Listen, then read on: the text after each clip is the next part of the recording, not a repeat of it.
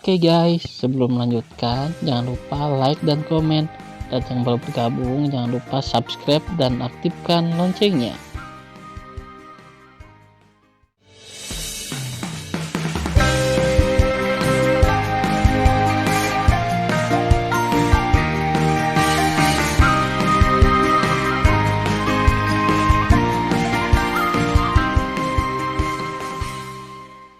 Episode 3. Melanjutkan cerita sebelumnya. Ledakan.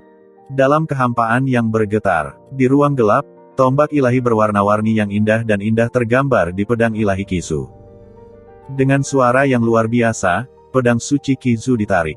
Pada saat yang sama, samar-samar terlihat bahwa sosok mengerikan berlumuran darah terbang keluar dari pedang dewa. Siapa jadinya jika Qigong? Wow! Qigong jatuh di udara dan terbang terbalik. Mulutnya menyemburkan darah dan tubuhnya tidak lengkap. Terutama organ dalamnya telah rusak parah. Pedang ilahi Kizu, yang kehilangan kendali Qigong, tiba-tiba menyusut dan jatuh di platform pertempuran Tongtian. Tidak, jangan bunuh aku. Qigong berhenti dan menemukan bahwa tubuh seperti gunung Tan Yun menjadi setinggi 100 kaki, dan dengan cepat menyusul dirinya sendiri. Dengan cibiran di wajahnya, Tan Yun tiba-tiba mengulurkan tangan kanannya dan memegang Qigong, yang terluka parah, di tangannya, hanya memperlihatkan satu kepala. Xiao Zhang, jangan bunuh aku. Qigong menggelengkan kepalanya dengan keras dan matanya ketakutan. Aku benar-benar tahu aku salah. Tolong jangan bunuh aku. Tidak mudah bagiku untuk berlatih sepanjang jalan. Selama kamu tidak membunuhku, aku bisa menjanjikanmu syarat apapun. Haha, Tan Yun mendongak dan tiba-tiba tertawa, apa yang kamu katakan ringan? Apakah tidak mudah bagimu untuk berlatih dan aku mudah? Saya katakan, saya tidak mengampunimu. Tan Yun mencengkeram tangan kanan Qigong perlahan. Tulang Qigong mendengar suara yang menakutkan, seolah-olah akan pecah kapan saja. Ah! 5 indera Qigong terdistorsi, tetesan darah mengalir keluar dari telinga dan matanya, dan ada darah yang keluar dari hidung dan mulutnya. Melihat bahwa memohon belas kasihan tidak ada gunanya, Qigong berhenti memohon belas kasihan. Matanya terbuka lebar dan dia meraung, dasar bajingan, dengarkan aku. Jangan cepat puas. Ayahku akan membalaskan dendamku. Cepat atau lambat, ayahku akan memotongmu ribuan kali. Xiao Zhang, aku mengutukmu untuk mati. Mendengar ucapan itu, mulut Tan Yun menunjukkan senyum seperti iblis. Oke, aku akan menunggu ayahmu membalas dendam. Jika ayahmu Qilong tidak membunuhku, aku akan mencabut keluarga Kimu. Setelah itu, Tan Yun tiba-tiba menggoyangkan telapak tangan kanannya. Klik, klik, Qigong di tangannya secara paksa mengepal dan meledak. Rengek. Segera, api Hongmeng menyembur keluar dari tangan Tan Yun, membakar tubuh dan kepala Qigong, dan membunuh jiwa dan janinnya. Setelah membunuh Qigong, Tan Yun menyingkirkan armor Zantian. Segera, setelah tubuhnya kembali ke ukuran normal, dia bermeditasi dan diam-diam berkata, meskipun formula tombak ilahi yang abadi sangat kuat, itu menghabiskan terlalu banyak kekuatan leluhur di kolam roh. Ini memang masalahnya. Untuk mengetahui rumus tombak abadi, ada 3 kekuatan sihir. Dalam kondisi Tan Yun saat ini, hanya menggunakan kekuatan sihir paling lemah menghabiskan 60% kekuatan leluhur di kolam roh. Setelah sedikit bermeditasi, Tan Yun mengepalkan tinjunya dan ingin meningkatkan ranahnya. Dia tahu bahwa hanya dengan meningkatkan ranah, kapasitas kekuatan di kolam roh akan meningkat tajam. Saat itu, dia bisa memiliki harapan dan terus menampilkan 3 kekuatan sihir dari formula tombak abadi. Setelah mengambil keputusan, Tan Yun berubah menjadi jubah ungu dan senyum seperti angin musim semi muncul di wajahnya. Pada waktu bersamaan, di area Tao Tongtian, para dewa yang menyaksikan perang menatap susunan pedang dewa Hongmeng Tu dan bertanya-tanya siapa yang bisa bertahan. Di kursi di bawah gedung dewa, para dewa dan penguasa kota berbisik dan membicarakan sesuatu. Di kursi paling atas gedung dewa, Yu Yunxi melihat susunan pedang tanpa memalingkan matanya. Matanya yang indah mengungkapkan keprihatinan yang mendalam. Dao Xing menatap mata Yu Yunxi dan berkata, Sier, jangan terlalu khawatir. Sekarang formasi pedang masih ada, yang berarti dia masih hidup. Tuan, tapi aku masih takut. Mata Yu Yunxi menunjukkan kepanikan yang tak terkendali. Ketika kedua tuan dan murid berbisik diam-diam, Pangeran Yu Cheng, yang duduk di satu sisi, melengkungkan sudut mulutnya dan diam-diam berkata, "Xiao Zhang, bajingan sialan ini, tidak boleh menjadi lawan Qikong." Adapun Qilong, ketenangannya berasal dari kepercayaannya pada putranya Qikong. Dia sangat yakin bahwa putranya akan membunuh Tan Yun dan menikah dengan Kaisar Shizu untuk memenangkan kejayaan bagi keluarga Qi. Berdengung. Tiba-tiba, di hadapan orang-orang, pemandangan formasi pedang Hong Mengtu mulai bergetar, dan getaran itu berangsur-angsur memudar.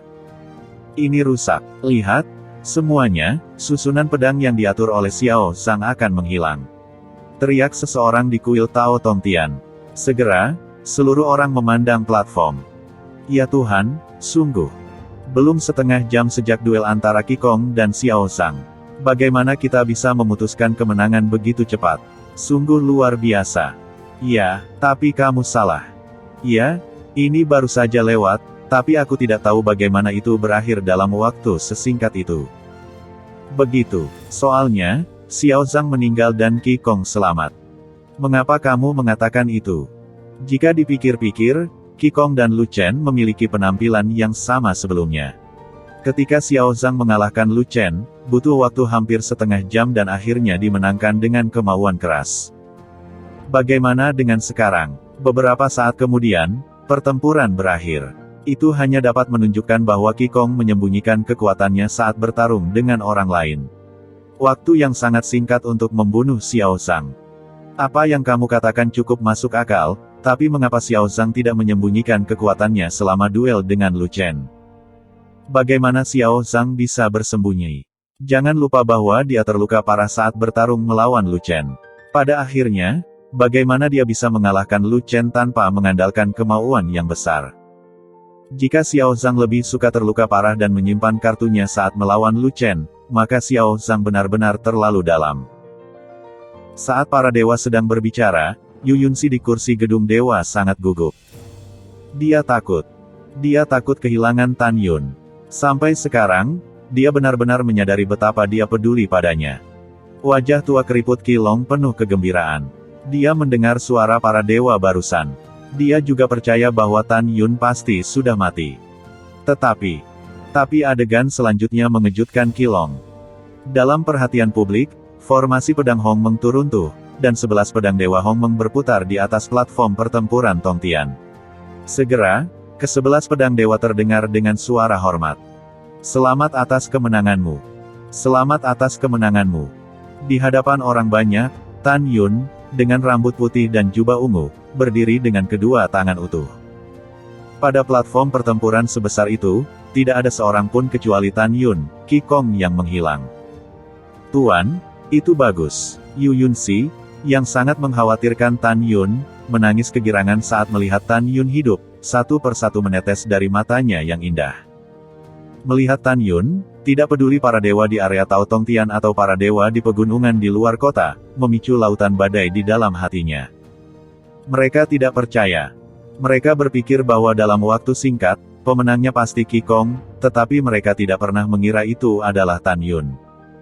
Di kursi gedung dewa, Qilong melihat ke bawah ke platform pertempuran kosong kecuali Tan Yun. Pikirannya menjadi kosong sesaat, dan firasat buruk muncul secara spontan. Setelah keterkejutan itu, terdengar seruan pasang surut di kuil Tao Tongtian dan pegunungan luas di luar kota. Suara-suara ini mengandung kegembiraan, keterkejutan, ketidakpercayaan, dan pemujaan. Ya Tuhan, apakah saya salah membacanya? Qikong menghilang setelah pertempuran. Dia jelas sudah mati, tetapi Xiao Zhang tidak terluka. Kamu benar. Aku benar-benar tidak percaya. Xiao Zhang, tingkat pertama di ranah suci leluhur, membunuh Qikong di tingkat ke-6 ranah Tao.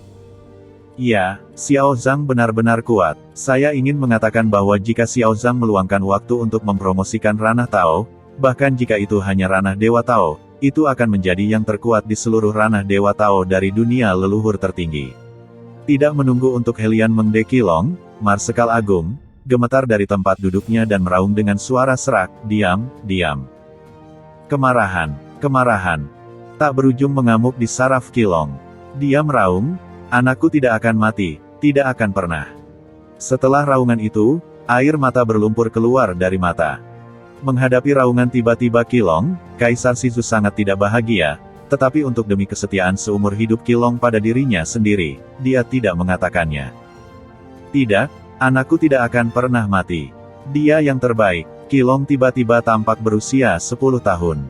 Dia terbang ke langit dan jatuh di platform pertempuran. Dia menangis dengan air mata. Ayah, kakak tertua sudah pergi. Jangan lakukan ini. Pada saat ini, Qi Cheng, tuan muda kedua dari keluarga Qi, terbang ke platform pertempuran Tongtian dan menghibur. Pa, Qilong menamparkan punggung Qi Cheng dan meraung, apa yang kamu bicarakan? Kakak tertuamu adalah putra terbaik keluarga Qiku sejak zaman kuno. Dia tak terkalahkan di dunia ranah Tao. Bagaimana dia bisa mati? Jelas, sampai sekarang, dia tidak bisa menerima kenyataan bahwa Qi Gong sudah mati. Ayah, kakak tertuaku benar-benar mati. Tanpa menunggu kata-kata Qi Cheng, dia diinterupsi oleh air mata Qilong, gulung-gulung. Ayah, ketika Qi Cheng ingin mengatakan sesuatu, Qilong meraung, pergi. Melihat kemarahan ayahnya, Qi Cheng menahan sakit hatinya dan menoleh untuk menjarah platform pertempuran Tongtian.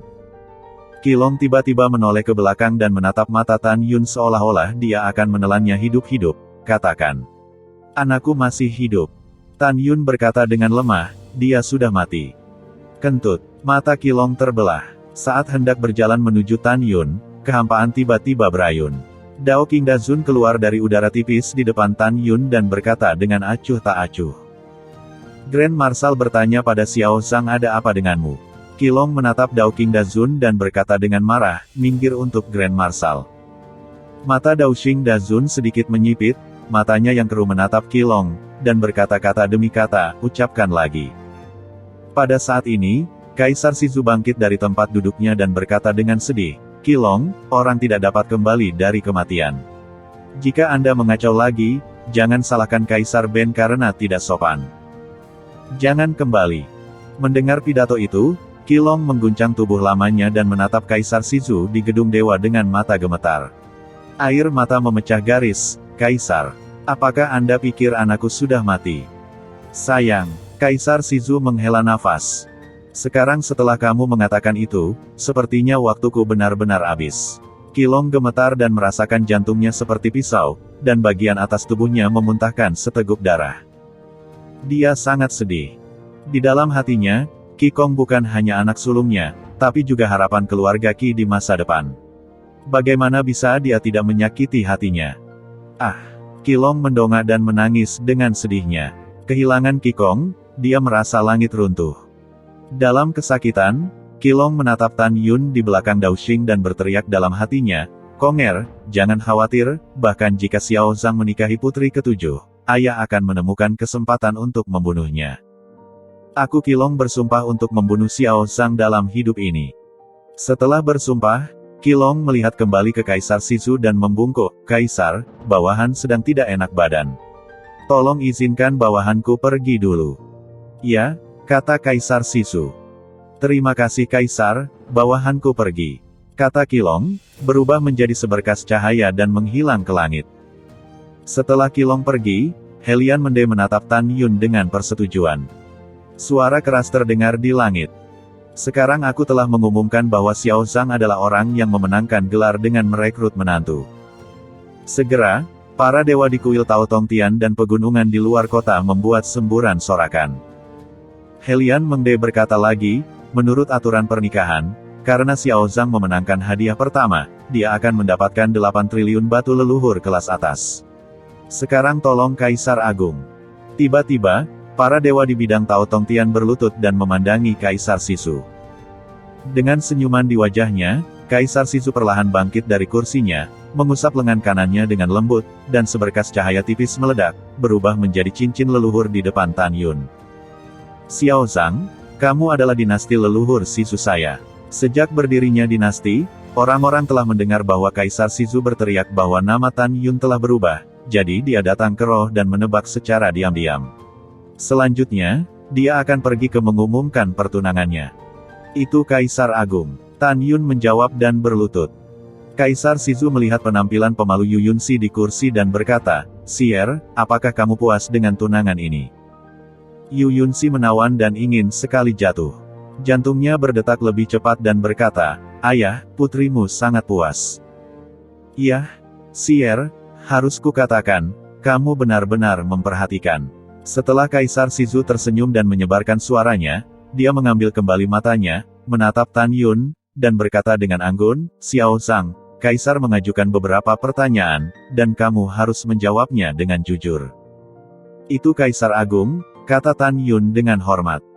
Kaisar Shizu bertanya, "Kamu sangat menyukai putri ketujuh, bukan?" Wajah Tan Yun tetap tidak berubah dan berkata, "Beritahu Kaisar bahwa aku sangat menyukai putri ketujuh." "Lalu kamu bisa baik padanya sepanjang hidupmu?" tanya Kaisar Shizu. Dalam hati Tan Yun, apalagi pertunangan, bahkan jika dia akan menikah dengan Yu Yunxi di masa depan, itu salah. Karena itu, dia dengan santai berkata, "Laporkan kembali ke Kaisar Agung, saya bisa melakukannya." "Iya, aku percaya padamu untuk saat ini." Kaisar Shizu melihat tiba-tiba dan dengan sungguh-sungguh, "Zhang saya hanya mengatakannya sekali hari ini. Anda harus mengingatnya dengan jelas. Putri ketujuh adalah putri kesayangan Kaisar. Jika suatu hari kamu gagal memenuhi keinginannya, Kaisar tidak akan membiarkanmu. Apakah kamu mendengar dengan jelas?"